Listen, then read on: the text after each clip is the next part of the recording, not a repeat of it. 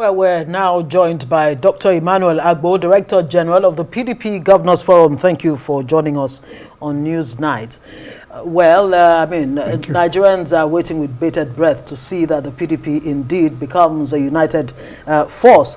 But first off, this NEC meeting held with, some factions still saying, look, this NEC really should have or could have waited to see that the Saraki-led reconciliatory committee, does its job. Could this NEC have waited in the first place? And again, one of the major points raised was that the PDP will resist every attempt to make Nigeria a one-party state. How exactly does the PDP plan to go about that?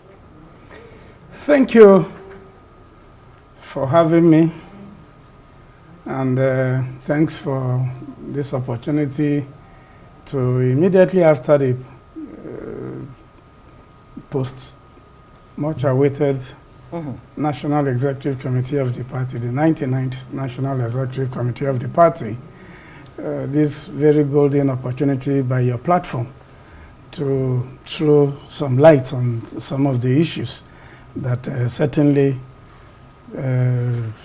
either arose prior to the NEC, like you just stated, and some of the resolutions as read out by the national chairman of the party. Let me start with the very first. Those who opted to seek that the party possibly shifted by a few days in terms of the NEC that held today. I want to correct one thing. They are not a different factions. And there's nothing like factionalization in the party. It's in the perception or in the minds of those who think it does exist. Absolutely, PDP is a whole, is in whole, agreed in every family. Sometimes, even if you are blessed with up to 10, 15 children, you have 1, 2 that certainly does not align at all times with the thinking and the movement in terms of the family.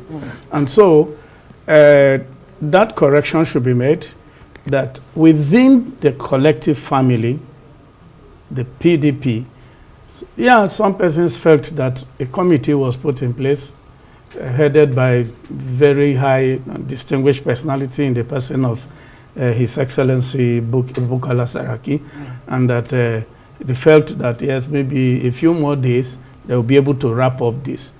But you will appreciate, again, too, that that's a job in progress. And that even if the work of the committee is concluded today, that does not conclude all that needs to be done within the party. And so in the wisdom of the entire caucus, with these members of the committee inclusive, they decided that while the job is still ongoing, that NEC should hold. Okay. Haven't, you will agree with me, because all of us are in this country, shifted NEC for 1 or 2 reasons, very germane reasons in the past, and that a shift this time again certainly will, I think, won't be in the overall interest of the party. Okay, I think congratulations are in order. I mean, it took you about a year, if I'm not wrong, or a bit more than a year for you to hold this NEC. So yes, congratulations that it finally held 1 year after. But I must ask you, former Vice President Atiku Abubakar, who has been leading coalition talks, Governor Emmanuel, who has openly said he's leaving your party, as well as the FCT Minister Newsom Wike, were conspicuously absent from today, from the NEC meeting today. How is the NEC treating these divisions and defections, even though you say it is in the mind of those who know, who think it? But clearly, if you have these 3 names that I've just mentioned missing from this much-awaited NEC, something is going wrong.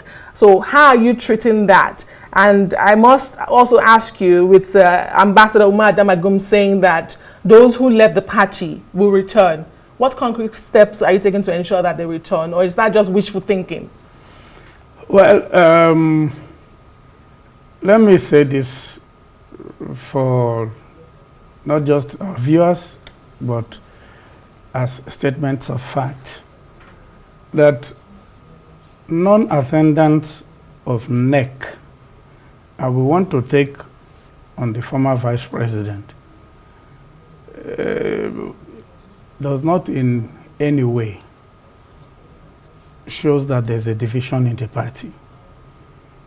You agree with me, just like you said, that he is leading a coalition talk. Are you confirming that he has left the party? I'm not confirming that. He himself says he's a member of the party. The party recognizes his role, leadership, and status in the party.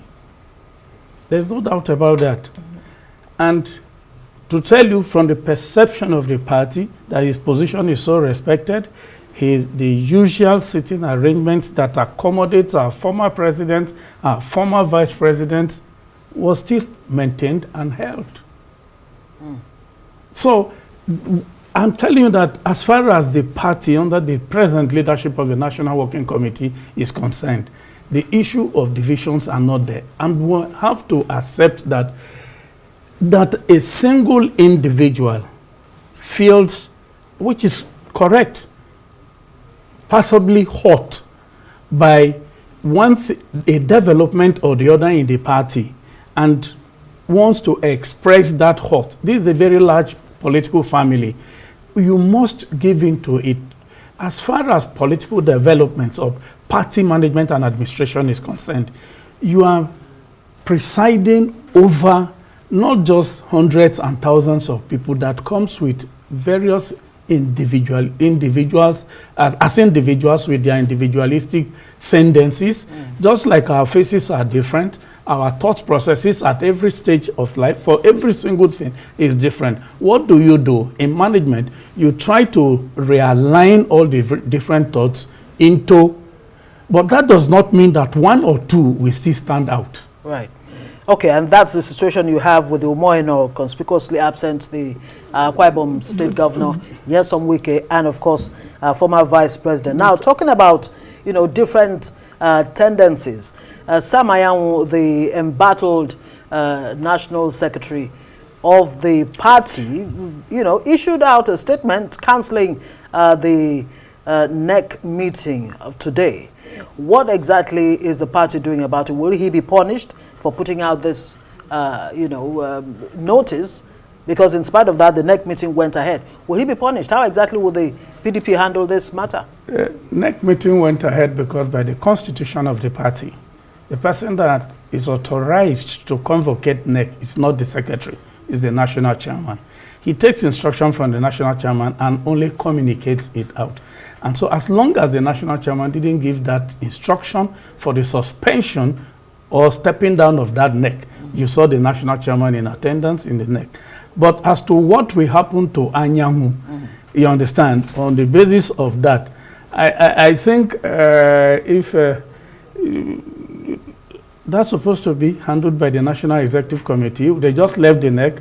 National Working Committee will sit, will meet, and if and when they choose to take any particular course of action, I can guarantee you that they will have the support of the party. All right, back to my earlier question. I did ask my first question as to how does the PDP hope to resist APC's alleged attempts to form a one-party state? Because the PDP says it will resist it by all means. Yeah, not just to resist it. And the best way to resisting making your country a one-party state is to make your platform the most beloved to Nigerians. And that's what we're doing.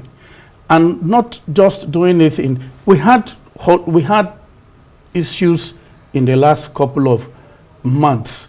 Like you said, the last NEC was actually on the 18th of April of last year. Yes, and that's likely over 1 year.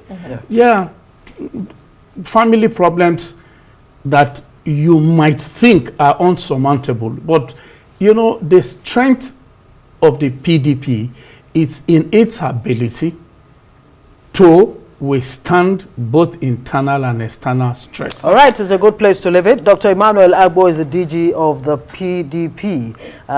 Well, we'll have to leave it there. PDP Governors Forum. PDP Governors Forum, of course. Thank you for joining us on Newsnight tonight, and we wish the PDP the very best.